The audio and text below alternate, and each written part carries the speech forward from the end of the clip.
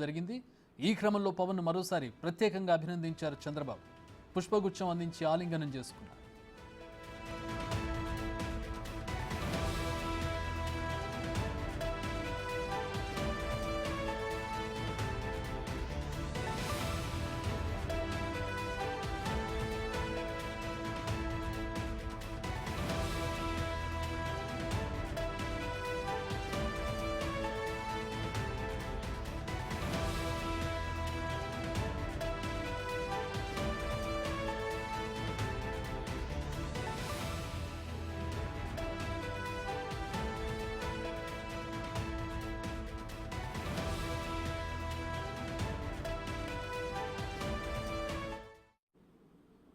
అంతకుముందు అమరావతిలో రాజధాని గ్రామాల రైతులు పవన్కు పూలబాట పరిచారు. టన్నుల కొద్దీ పూలు జల్లుతూ సచివాలయంలోకి స్వాగతం పలికారు.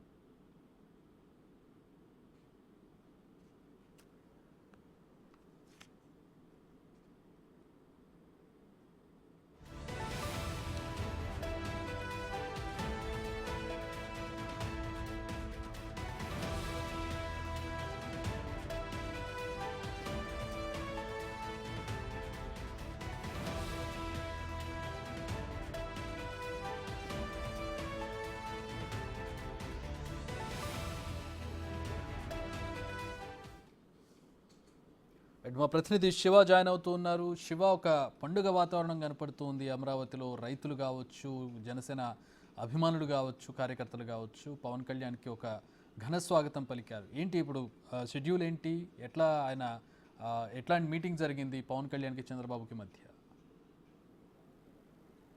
చక్రి మొత్తం మీద చూసుకుంటే మనం ఆంధ్రప్రదేశ్ సచివాలయం బ్లాక్ నెంబర్ 1లో ఉన్నాం. ప్రస్తుతం పవన్ కళ్యాణ్ చంద్రబాబు వీరి మధ్య కూడా భేటీ లోపలే కొనసాగుతూ ఉంది.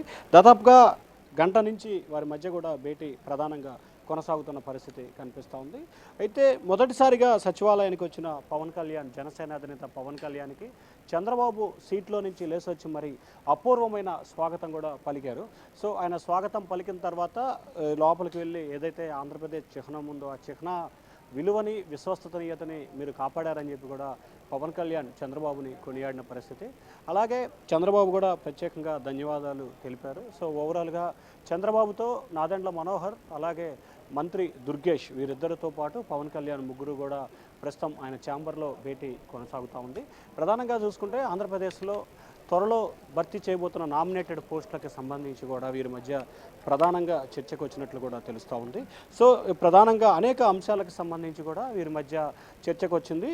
ఒకటి, ఈరోజు నోటిఫికేషన్ పడ్డ 2 ఎమ్మెల్సీ స్థానాలకు సంబంధించి అలాగే నోటిఫికేషన్ వచ్చింది కాబట్టి ఆ 2 ఎమ్మెల్సీ స్థానాలని ఎవరికి కేటాయించాలి అనే దానికి సంబంధించి కూడా వారి మధ్య భేటీలో ప్రాధాన్యత సంతరించుకున్నట్టు తెలుస్తోంది. దాంతోపాటుగా రాష్ట్ర వ్యాప్తంగా మార్కెట్ యార్డ్ చైర్మన్లు, నామినేటెడ్ పోస్టులు, వీటితో పాటుగా చాలా చోట్ల జడ్పీ చైర్మన్లు, అలాగే ఎంపీపీలకు సంబంధించి, అలాగే మేయర్లకు సంబంధించి, ముఖ్యంగా విజయవాడ, గుంటూరు, విశాఖపట్నం, ఏలూరు లాంటి కార్పొరేషన్లకు సంబంధించిన కార్పొరేటర్లు చాలామంది వైఎస్ఆర్సీపీ నుంచి తెలుగుదేశం పార్టీలోకి వచ్చేందుకు సిద్ధంగా ఉన్నట్లు కూడా చాలామంది చెప్తూ ఉన్నారు. సో వీటికి సంబంధించి ఆ పార్టీలోకి వారిని చేర్చుకోవాలా, లేకపోతే రాష్ట్ర వ్యాప్తంగా ఉన్న స్థానిక సంస్థల ఎమ్మెల్సీలు, ఎంపీటీసీలు, జెడ్పీటీసీలు, మేయర్ల పదవులు మొత్తాన్ని రద్దు చేసి ఒకేసారి ఎన్నికలకు వెళ్ళాలా అనే ఆలోచన కూడా ప్రస్తుతం చేస్తున్నట్లు తెలుస్తూ ఉంది. అయితే ఎప్పుడు కూడా అధికారం మారినప్పుడల్లా కూడా ఆ పార్టీ నుంచి ఈ పార్టీకి, ఈ పార్టీ నుంచి ఆ పార్టీకి వలసలు కొనసాగుతాయి. ఆ తర్వాత ఎవరైతే రాష్ట్రంలో అధికారంలో ఉంటారో అధికారంలో ఉన్న వారికే ఆ చైర్మన్లు కానీ, మేయర్ పదవులు కానీ వరించే పరిస్థితి. కానీ తాజాగా రాష్ట్రంలో అధికార మార్పిడి తర్వాత చాలా కార్పొరేషన్లు కానీ, మున్సిపాలిటీలకు సంబంధించి కానీ ఏదైతే ప్రతిపక్ష వైసీపీ నుంచి అధికార పక్షంలోకి వచ్చేందుకు చాలామంది క్యూ కడుతున్న పరిస్థితి కనిపిస్తూ ఉంది. అయితే వీరందరినీ చేర్చుకునే క్రమంలో కూడా అధికార పక్షం చాలా జాగ్రత్తలు తీసుకుంటుంది. ఎందుకంటే గత 5 సంవత్సరాల కాలంగా కార్యకర్తలు, నేతలు పడ్డ ఇబ్బందుల్ని దృష్టిలో పెట్టుకొని ఎవరిని పడితే వారిని చేర్చుకోకూడదు అనేది వీరి ఏజెండాగా కూడా కనిపిస్తూ ఉంది.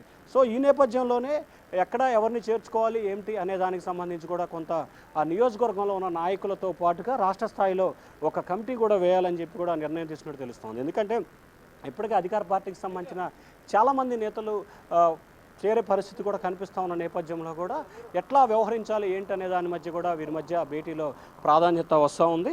అలాగే ఏదైతే ఇటీవల రాష్ట్ర వ్యాప్తంగా కూడా చంద్రబాబు పవన్ కళ్యాణ్ వీరిద్దరి ఫోటోలు ప్రతి కార్యాలయంలో పెట్టాలని చెప్పి కూడా చర్చించారు. దానికి సంబంధించి కూడా చర్చించినట్లు కూడా తెలుస్తూ ఉంది. మిగిలిన అనేక అంశాలకు సంబంధించి కూడా వీరి మధ్య చర్చకు వస్తున్నట్టు తెలుస్తూ ఉంది చక్రి. సో మొత్తం మీద చూసుకుంటే ఆంధ్రప్రదేశ్ సచివాలయానికి మొట్టమొదటిసారిగా జనసేన అధినేత పవన్ కళ్యాణ్ రావడం జరిగింది. వచ్చిన తర్వాత చాలా సాదర స్వాగతం పలికారు. అంతకుముందు మధ్యాహ్నం 2:40 సమయంలో మంగళగిరి జనసేన కార్యాలయం నుంచి సీడ్ క్యాపిటల్ రోడ్డు మీదుగా, అంటే ఏదైతే కరకట్ట మీదుగా చంద్రబాబు నివాసం మీదుగా సీడ్ యాక్సిస్ రోడ్డు మీదుగా ఆంధ్రప్రదేశ్ సచివాలయానికి వచ్చారు.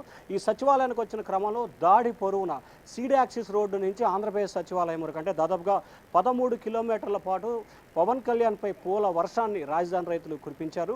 ఏదైతే గత ప్రభుత్వ హయాంలో రాజధానికి వ్యతిరేకంగా వారు చేసిన పోరాటానికి, సభలకి, నిరసనలకి పవన్ కళ్యాణ్ సంఘీభావం తెలపడంతో పాటు 1-2 సార్లు వచ్చి కూడా వారి సభలో పాల్గొన్న నేపథ్యంలో కూడా వారంతా కూడా ఈరోజు పవన్ కళ్యాణ్కి పూల వర్షంతో ఘన స్వాగతం అయితే పలికారు Chakri. All right, thanks for the update Shiva.